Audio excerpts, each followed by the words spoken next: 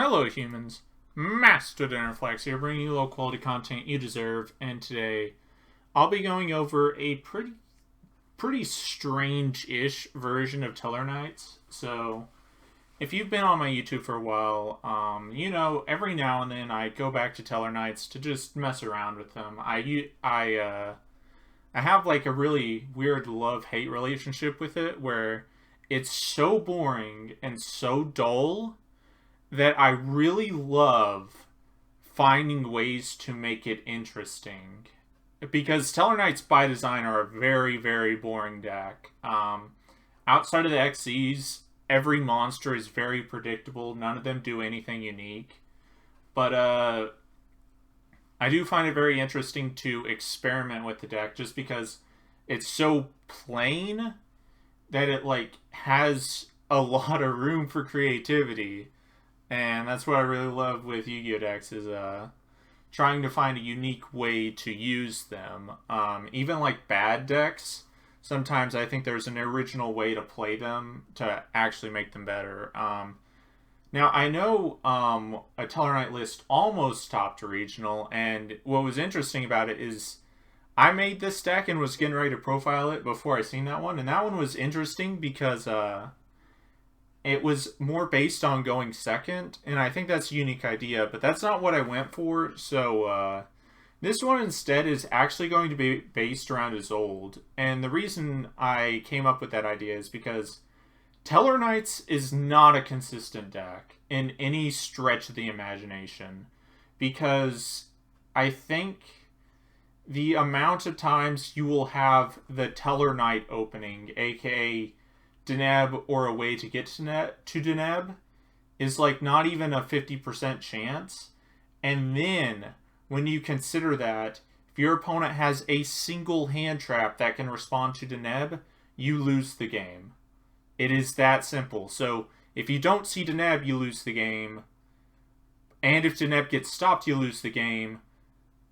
But you already have less than a 50% chance to see Deneb anyways. So if you're trying to see Deneb, you should try to make it to where you're always seeing Deneb. And the way I figured a way to do that would be to use Isolde. Now, one of the downsides to using Isolde is you got to play a bunch of equip spells, and you always want to play one more equip spell than you need to summon a monster. So if you're summoning level 4s, you need 5 equip spells because the chances of drawing a single equip spell are way too high if you just play 4. But it also just allows you to play interesting equip spells. But in this deck, you don't get the extender equip spells like DDR or Overdone. You only get Living Fossil because your deck doesn't banish outside of Phoenix Blade, which means you already have to have Win Off to use DDR, which is not what you want from an extender. And Overdone is legitimately useless because all your monsters are level 4. So you can't use either of those. So it is kind of bad, the equip spells you gotta play. But that being said, though, you still got some interesting choices. But let's get into this. I've rambled on long enough. 3 Deneb. What's really interesting is if you can make an Isolde play turn 1, this isn't actually the best one to open. It's actually Unokalai, because if you open a warrior extender like Vega Unokalai, you actually get to send Deneb from your deck to your graveyard, which means when you go for your XE play, you actually get to maintain your entire hand advantage. And I'll show you what I mean by that later. But yeah, Deneb's still most important card in the deck. And the actual most important card in the deck, Altair. This one is by far the best and the worst Tellarknight monster ever. So it has the most powerful effect to revive any Tellarknight. That can include Xyz monsters, which is important. And yeah, it's just like super important. It lets you go plus, especially when you're cycling Deltaros for like link summoning. That's just insane. But the issue is, and I know a lot of people, quote, forget this about Altair, is that if you use his effect, only Tellarknights can attack. So that means if you're doing a Deltaros link climb, you legitimately cannot, you like can't make the Borals. You can't use the Borals. So that's like really, really bad. And it's really like, it's really a powerful downside, and it keeps getting like worse the faster Yu-Gi-Oh gets, because you want to just end the game as soon as you lock your opponent out of the turn. But this guy's restriction actually hinders that from happening. So that's really annoying. But that being said, your deck has only one other way to gain card advantage, and that is Deneb outside of Altair. So you have to play Altair. And Altair is still probably the best one, despite its horrible restriction. And we got 3 Unokalai. Funny enough, while it is an almost better starter than Deneb when you have an extender, it's a card you literally only want to see once, and then it never matters ever again. Because once you start cycling Denebs and Altair, this card does nothing. It literally doesn't have an effect anymore. So yep, 3 of this. You still need it because you still need starters. And then 3 Vega. This is a warrior, quote, extender if you have a Tellarknight in hand and you want to make Isolde, so this is a way to make Isolde. And the last one is only because we're playing Isolde is Tellarknight Sirius. Now, this guy is a little strange. When I say strange, I mean he's bad, but it's like goodish. Let me see if I can explain it. So his effect is Jar of Avarice. Not Pot of Avarice, but Jar of Avarice. You have to target 5 Tellarknight monsters in your graveyard, shuffle them all into the deck. It can include extra deck monsters. Then you draw 1 card. That's a lot of recycling, but not a lot of it's like I said, Jar of Avarice. You're recycling a lot to not get a lot back. It is really handy to recycle like your this whatever she is. Like that's really powerful. Putting back most of your extra deck monsters is really important, and like getting an extra draw is very handy. And it's not even the fact that it takes forever to set this up. It's more because like there are turn 1 combos that can have you use this guy turn 1 and get the draw because of Isolde. It's more the fact that it's like it's a lot for very little. But that being said, I looked through all the other Tellarknight monsters in the game, and the only one this could have been besides this is the burn one. Ashlam, I think it's pronounced. Or Ashlam, or whatever. And that card doesn't have an effect as far as I'm concerned. 1,000 damage is not good. It just isn't. So I'd rather have an effect that would actually progress where I'm going in the game, especially in a grindy deck like this, where just putting back everything and getting an extra resource for free is like super handy, because it is technically a plus. So like in a grindy deck like that, that's an actual effect that you can sometimes use. And Isolde, whenever you search with her, you don't want to search any of the main 4, because you're either going to use them, or you're probably going to use them in the combo. You're probably going to use 3, if not all 4 of these, so you need to search a Tellarknight that doesn't matter that turn. And Sirius is one of those. Sirius is also just like kind of nice. Yeah, it's just like a really like okay card. It really sucks to draw. You only want to search it with Isolde, but when you search it with Isolde and you're grinding your opponent out of resources, resetting all your resources again with this guy and then getting another draw off is just kind of insane. Especially when you consider that once you decked in all the equip spells, like you're only going to draw into like more cards, more of the things you want to see, which are your Tellarknight monsters or your traps. So yeah. And then 3 Photon Thrasher. This is a warrior extender. It's a level 4 light, so it actually has synergy with the rest of the deck. And then 3 Ash Blossom. That's it for the monsters. And then we got Triple Called by the Grave to let your plays go through. Like I said, If your Deneb gets hand trapped, you legitimately lose. So you might as well like find a way to not let that happen. And then we got Skybridge, also lets Deneb dodge like impermanence and effect veiler. Yeah, this one's just really handy. It also gives a random consistency boost because any Tellarknight becomes a starter, which is cool. And it like also sometimes with like Unicoli or Vega, it becomes like a combo, this card, so that's pretty cool. Then 1 Rhoda for consistency and the 5 equip spells. Now, this one needs no explanation.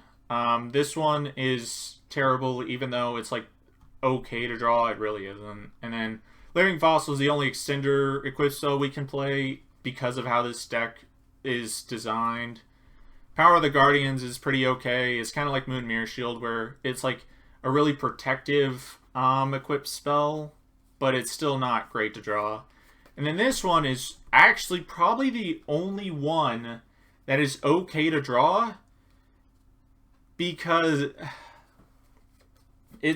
like, so its effect is it gains 500 attack and defense. You can only equip to a Tellarknight. It gains 500 attack and defense, and it becomes a towers.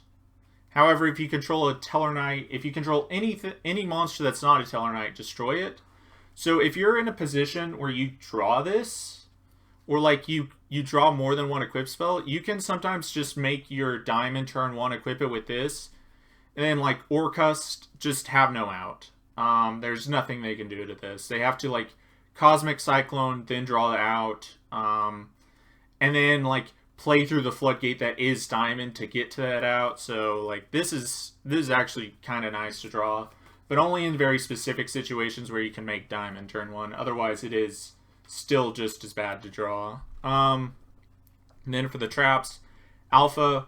One of the things I was doing earlier is I was playing Guiding Ariadne, because if you have like a turn 1 play where you can go Isolde into an XC, you can usually make Deltaros in that situation.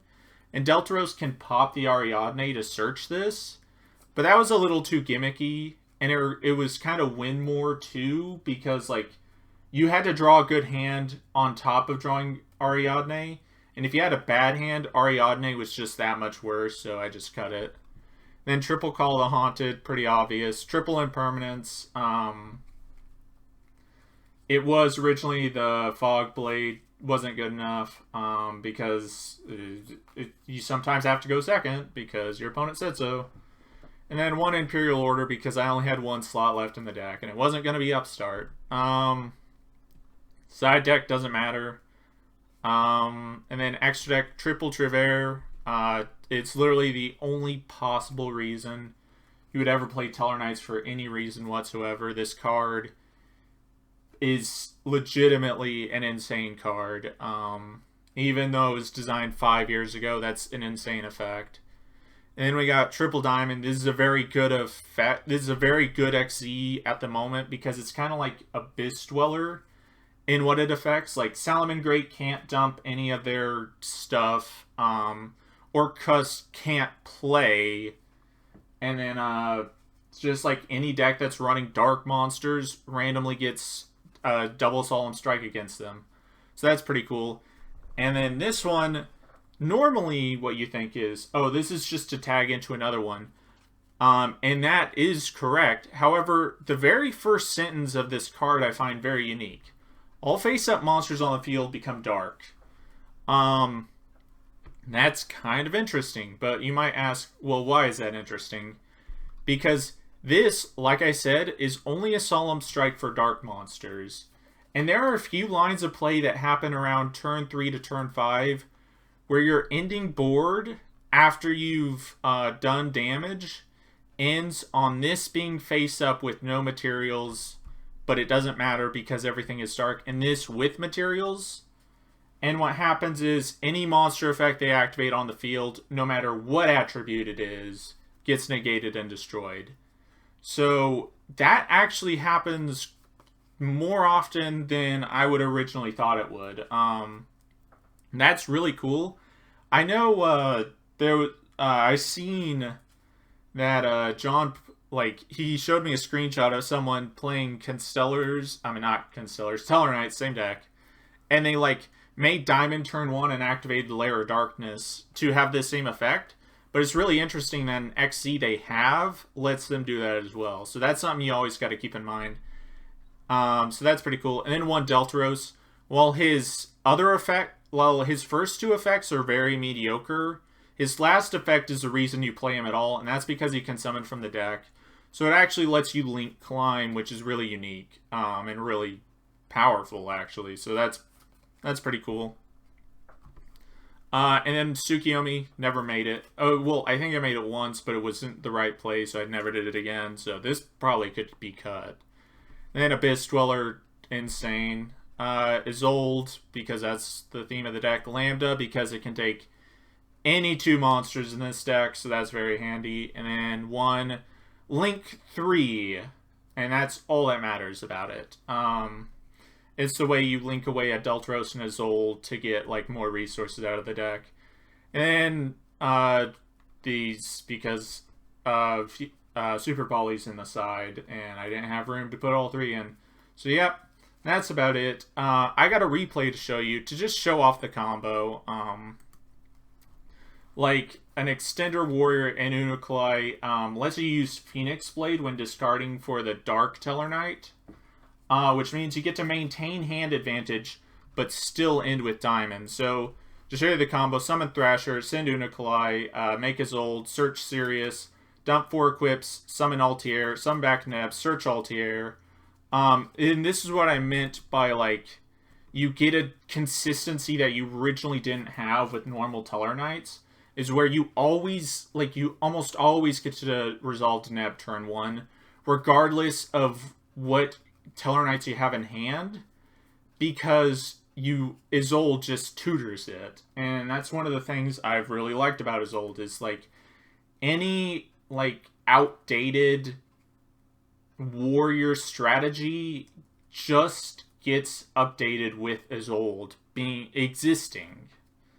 And like, while there is a heavy cost of playing bad equip spells in your deck, it still lets you play your deck. And that's kind of important, especially when you need speed in this day and age. And as you can see, like, I have a 6-card hand. Well, I'm about to have a 5-card hand, but I'm still ending in Diamond and an Altier for next turn because I have a Deneb at the ready. So I literally, like, turn 1 did what Tellarknights would do normally in 5 to 7 turns, just because of Isolde. And that's,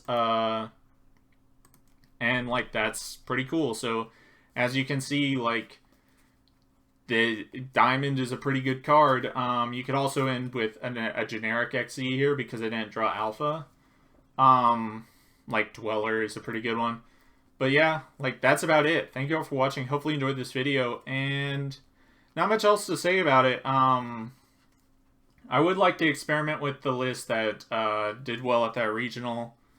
Maybe to see if, like, there's something I'm still missing for this deck, or if maybe Isolde isn't the right way to go, but we will see. But that's about it. Thank you all for watching, and remember, Master Dinnerflax will take your soul.